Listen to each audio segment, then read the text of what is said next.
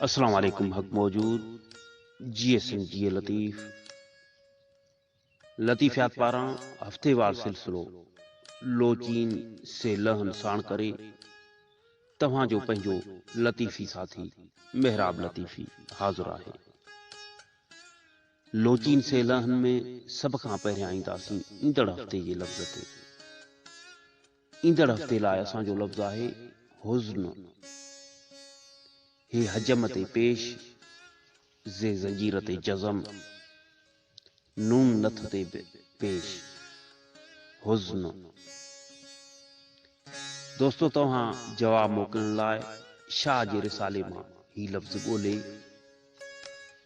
सिलसिले में जवाब मोकिलण जे लाइ उन लफ़्ज़ सां मनसूब बैत या वाई मोकिलण सां गॾु उन लफ़्ज़ जी याने हुज़्न जी तफ़सीली माना बि लिखण लाज़मी आहे।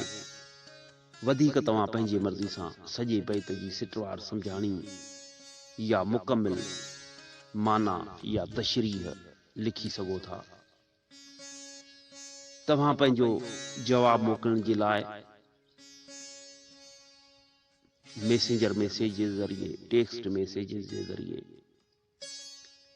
वॉइस मैसेजेस जे ज़रिए, व्हाट्सएप मैसेजेस जे ज़रिए या कॉल जे ज़रिए बि तव्हां पंहिंजा जवाब असांखे मोकिले सघो था। या वरी तव्हां पंहिंजो जवाब वॉइस ज़रिए रिकॉर्ड करे असांखे मोकिलियो त असां सिलसिले जे वीडियो में तव्हांजो जवाब शामिल कंदासीं।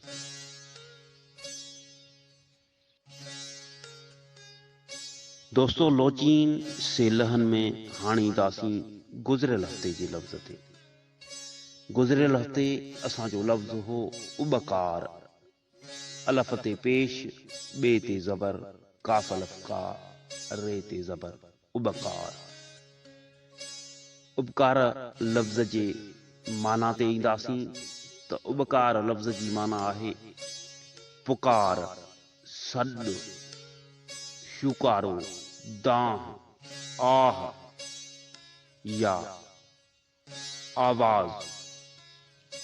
उबकार सां मनसूब सुर माज़ूरी जो बैत पढ़ंदासीं।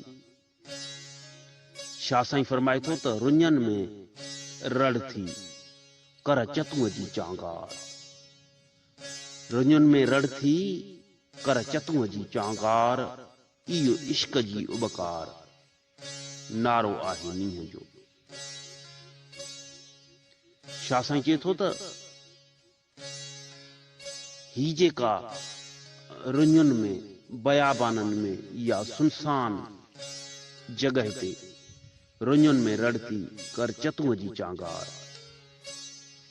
ही जेका रुञुनि में रड़ आहे, बयाबाननि में रड़ आहे, ससुई ॾांहुं इशारो आहे। ससुईअ जी जेका निकतल आलाप आहे, जेका दर्द मां निकतल दांह आहे,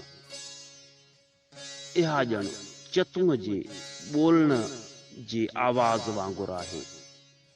जीअं चतुअ जी ॿोली हुजे, गूंज हुजे।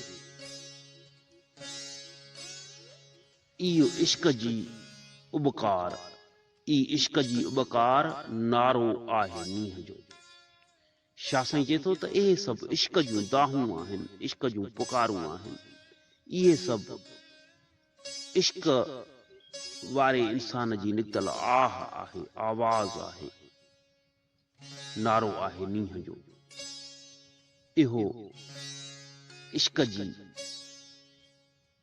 गर्मी, इश्क जे तव खां, इश्क जे बाहि खां निकतल नींहं जा नारा आहिनि।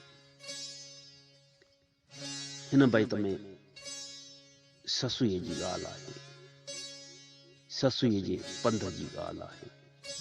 ससुई जॾहिं पंहिंजे महबूब पुनूअ जे पोयां वञे थी त बयाबाननि में, रुञुनि में रड़ियूं थी करे त उन्हनि रड़नि खे बि शाह साईं चतुअ जे चांगार सां भेटियो आहे ऐं उन रड़नि खे, उन्हनि दाहुनि खे, उन्हनि कूकनि खे इश्क जो आवाज़ सॾियो आहे, नींहं जा नारा सॾिया आहिनि।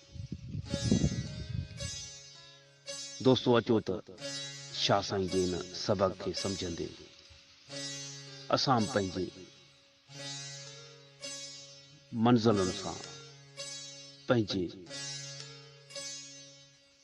कामयाबियुनि माणण जे लाइ, पंहिंजे हक़नि जे लाइ, पंहिंजे मंज़िल मक़सूद जे लाइ ससुई वांगुरु अड़ांगा पंध ऐं पेचरा पार करियूं।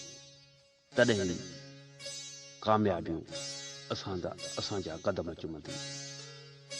जिए सिंध, जिए लतीफ़, जिए लतीफ़ साईं जी।